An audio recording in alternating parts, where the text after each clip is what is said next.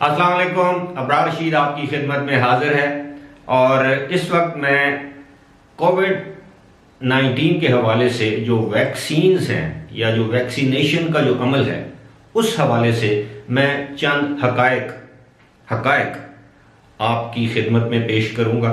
फैसला आपने करना है कि ये हकायक किस हद तक हकीकत पर मबनी है। मैं कोई तशवीश नहीं फैलाना चाहता, कोई अफवाह साजी नहीं करना चाहता, कोई गलत बयानी नहीं करना चाहता, बल्कि मैं हकायक आपके सामने रखूंगा। आप मुझसे इत्तेफाक भी कर सकते हैं, आप मुझसे इख्तिलाफ भी कर सकते हैं, ये आपका हक है, लेकिन मेरा काम है हकायक आपके सामने रखना। सबसे पहली बात तो ये है कि इस वक्त दुनिया में तकरीबन 5 या 6 ऐसी वैक्सीन्स हैं जो मुख्तलिफ ममालिक के मुख्तलिफ लोगों को लगाई जा रही हैं। मैं नाम ले लेता हूँ। सबसे पहले फाइज़र बायोएनटेक है, दूसरे नंबर पर मॉडर्ना है जो कि अमरीकी वैक्सीन है। फाइज़र और बायोएनटेक अमरीकी और जर्मनी वैक्सीन है, यानी दो मुल्कों के कंपनियों के ताउन से बनाई गई। तीसरी वैक्सीन है एस्ट्राजेनेका जो कि ऑक्सफोर्ड यूनिवर्सिटी के ताउन से तैयार की गई और जो कि सबसे अर्जा यानी सस्ती वैक्सीन है। चौथी वैक्सीन है साइनोफार्म जो कि चाइना और यूएई के ताउन से बनाई गई। और इस वक्त ये चारों की चारों जो वैक्सीन्स हैं ये यूएई में अवेलेबल हैं और लगाई जा रही हैं। और ताज़ा तरीन जो वैक्सीन इस वक्त यूएई में जिसकी खेप आई है वो एस्ट्राजेनेका। पांचवी वैक्सीन जो है वो रशियन वैक्सीन है जिसका नाम है स्पुतनिक। वो पाकिस्तान में भी लगना शुरू हो चुकी है। साइनोफार्म और स्पुतनिक ये दो वैक्सीन हैं जो इस वक्त पाकिस्तान में लगाई जा रही हैं। अब सूरत हाल ये है, बेशुमार केसेस ऐसे सामने आए हैं। मैं अमवात की बात नहीं करता, मैं लोगों में कोई खौफ व हिरास नहीं फैलाना चाहता, मैं वैक्सीनेशन के खिलाफ नहीं हूं, लेकिन दुनिया के बहुत से ऐसे ममालिक हैं जहां उम्र रसीदा लोगों को फाइजर की वैक्सीन लगाई गई और बड़ी तादाद में वहां पर हलाकतें हुई। स्वीडन, नॉर्वे वगैरह इसकी वाज़ेह मिसालें हैं। इसी के साथ साथ यूएई में मुतअद्दिद ऐसे केसेस सामने आए हैं कि लोगों ने साइनोफार्म या फाइजर की वैक्सीन लगवाई, पहली डोज लगवाई, पहली डोज लगवाने के 10 दिन बाद या 12 दिन बाद या 15 दिन बाद वो कोविड-19 का शिकार हो गए। हालांकि एक वैक्सीन लगने के 21 दिन से 28 दिन के बाद उसकी दूसरी डोज लगाई जाती है। अब अगर एक शख्स को पहली डोज लगने के बाद कोविड-19 हो गया तो उसको क्या करना चाहिए? अब उसके लिए यूएई में जो तरीकाकार है वो ये है कि उस शख्स का जब तक कि वो ठीक नहीं हो जाता, यानी कोविड-19 अगर उसको वैक्सीन लगवाने के 10 दिन के बाद उसको अगर कोविड-19 की वबा लाहक हो गई तो उसके बाद वो जब तंदुरुस्त हो जाएगा, तंदुरुस्त होने के 10 दिन बाद उसका इम्यूनिटी टेस्ट किया जाएगा। इसको कहते हैं सार्स कोविड-2 टोटल टेस्ट और सार्स कोविड-2 इम्यूनिटी टेस्ट। ये दो टेस्ट हैं। जो पहला टेस्ट है उसकी जो फीस है वो 150 दरहम है, जो दूसरा टेस्ट है उसकी फीस है 250 दरहम। यूएई के मुख्तलिफ शहरों के मुख्तलिफ जगहों पर ऐसे क्लिनिक्स कायम हैं जहां पर ये इम्यूनिटी टेस्ट किए जाते हैं।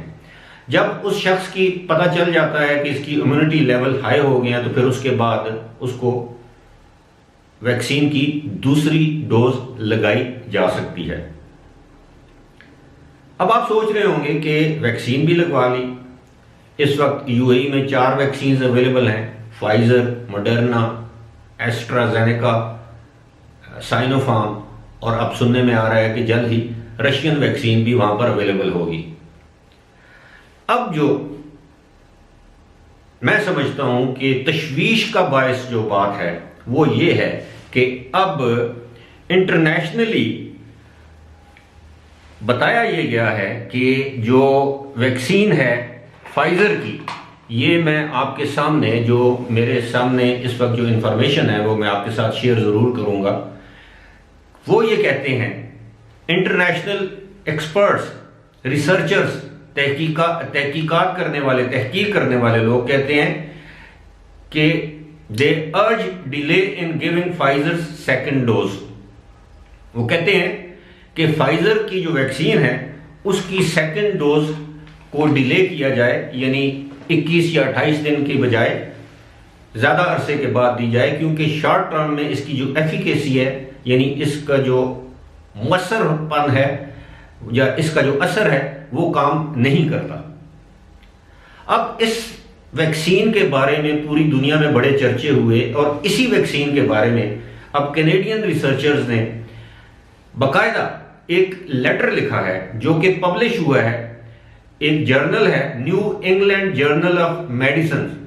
उसमें ये इस यानी मेडिकल प्रोफेशन से ताल्लुक रखने वाले लोग जानते हैं कि ये एक जर्नल है, जो एक जरीदा है, एक रसाला है, जिसमें ये लेटर पब्लिश हुआ है, जिसमें बहुत से तहफ़्फ़ुज़ात का इजहार किया गया है कि ये वैक्सीन शॉर्ट टर्म में इतनी मुअस्सर नहीं है।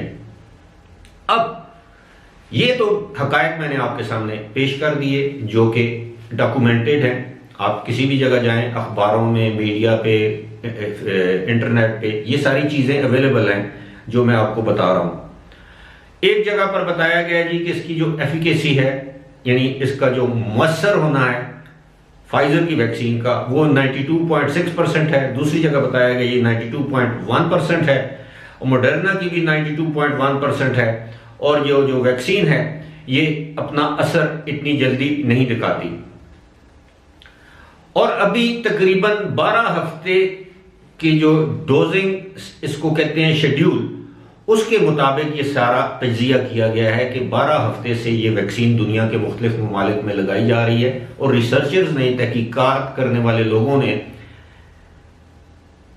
इस बात को समझा, सोचा और इस नतीजे पर पहुंचे कि ये जो वैक्सीन है ये हतमी इलाज नहीं है, कम से कम अब तक। अलबत्ता इससे कोविड-19 की जो वबा है उससे बचाव मुमकिन है। तो अब सोचने की बात यह है कि दुनिया भर में वैक्सीन का वावेला था, ढंढोरा था। 1 साल से ज्यादा अरसे से हम सुन रहे थे कि वैक्सीन आ रही है, आ जाएगी तो बीमारी खत्म हो जाएगी, यानी कोविड की बीमारी। अब सुनने में आ रहा है कि न्यू वेरिएंट, नई किस्म आ गई है जो कि पहली किस्म से भी ज्यादा मोहलिक है, तेजी से फैलती है। अब क्या ये वैक्सीन उस पर कारगर साबित होगी, नहीं होगी? इसका जवाब किसी के पास नहीं है। तो मेरे कहने का मकसद ये है कि ये जो वैक्सीन का जो ढकोसला था, क्या कोई ये किसी घिनौने खेल का हिस्सा है कि बिलाखिर आपको मजबूर किया जाए कि जी आप दुनिया में कहीं ट्रैवल नहीं कर सकते जब तक कि आपको वैक्सीन ना लग चुकी हो। आपके लिए वैक्सीन अल्टीमेटली मजबूरी बन जाएगी, जबकि आपको हर हफ्ते कहा जाएगा कि आप ये टेस्ट करवाएं, वो टेस्ट करवाएं, और टेस्ट की फीसें आपको पता है कितनी ज़्यादा हैं। फिर आपसे ये कहा जाएगा कि अब आपने इम्यूनिटी टेस्ट करवाना है, जो कि एक टेस्ट 150 का है, दूसरा 250 दरम का है। अब मैं दरम की बात कर रहा हूँ। इसी तरह का अगर आपको टेस्ट करवाने पड़ते हैं बरतानिया में, तो वहां पे 250 पाउंड है, 250 से 300 पाउंड आपसे वसूल करते हैं। इसी तरह अगर ये टेस्ट आपको नॉर्थ अमेरिका यानी अमेरिका या कनाडा में करवाना पड़ता है तो $250 से $300 आपसे वसूल किए जाते हैं।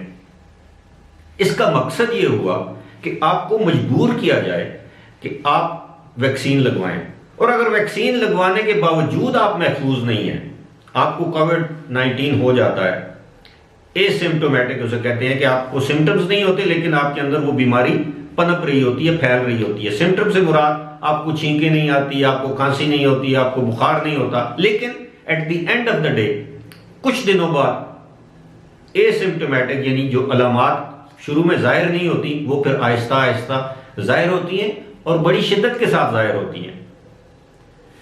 अब खुदा ही बेहतर जानता है कि ये सारा खेल क्या है, माजरा क्या है। पूरी दुनिया को पहले वैक्सीन के इंतजार में रखा गया, अब वैक्सीन आ गई तो अब एक के ऊपर दूसरी वैक्सीन मंगवाई जा रही है, दूसरी के ऊपर तीसरी वैक्सीन मंगवाई जा रही है, और साथ ही साथ खुशखबरियां सुनाई जा रही हैं कि ये वैक्सीन पहली से बेहतर है। दूसरी वैक्सीन तीसरी से बेहतर है, तीसरी वैक्सीन दूसरी से बेहतर है। खैर, एक मरतबा फिर मैं आपसे ये गुजारिश करूंगा, मेरा मकसद हरगिज ये नहीं है कि मैं आपको वैक्सीन की तरफ से मुतनफ़र करूं। मैं आपको ये बताऊं कि आपने वैक्सीन नहीं लगवानी। अगर आप वैक्सीन लगवाने के अहल हैं, अगर आपकी कंडीशन, हेल्थ कंडीशन इजाज़त देती है, तो आप वैक्सीन ज़रूर लगवाएं। लेकिन साथ ही साथ हुकूमतों को, आलमी अदारा सेहत को, WHO जिसे कहते हैं, दीगर ममालिक की जो हेल्थ अथॉरिटीज़ हैं, उनको साफ तौर पर अपने अपने लोगों को, दुनिया को बताना चाहिए कि ये वैक्सीन किस हद तक कारगर होगी, कब तक इस बीमारी से हमारी जान छूटेगी। कुछ लोग कहते हैं ये बीमारी, ये जो नया कोविड-19 की जगह जो नई जो आई है सार्स कोविड-2, ये वबा, ये आइंदा कई सालों तक दुनिया में रहेगी और इससे ना सिर्फ अमवात में इजाफा होगा बल्कि इसको काबू करने में भी बड़ा वक्त दरकार होगा और शायद इसके लिए कोई और वैक्सीन तैयार की जाए। पता नहीं ये इंटरनेशनल फार्मास्यूटिकल कंपनियां हमारे साथ क्या खेल खेल रही हैं, ये तो अल्लाह ही बेहतर जानता है। वक्त बताएगा कि इस वैक्सीनेशन के अंदर क्या राज पोशीदा है कि कोई हुकूमत आपको ज़बरदस्ती वैक्सीन लगवा भी नहीं सकती, लेकिन साथ ही साथ हालात और वाक़यात ऐसे पैदा किए जाते हैं कि बिल आखिर आपको मजबूर होकर ये वैक्सीन लगवाना पड़ेगी। इसी के साथ मुझे दीजिए इजाज़त। खुदा हाफिज़।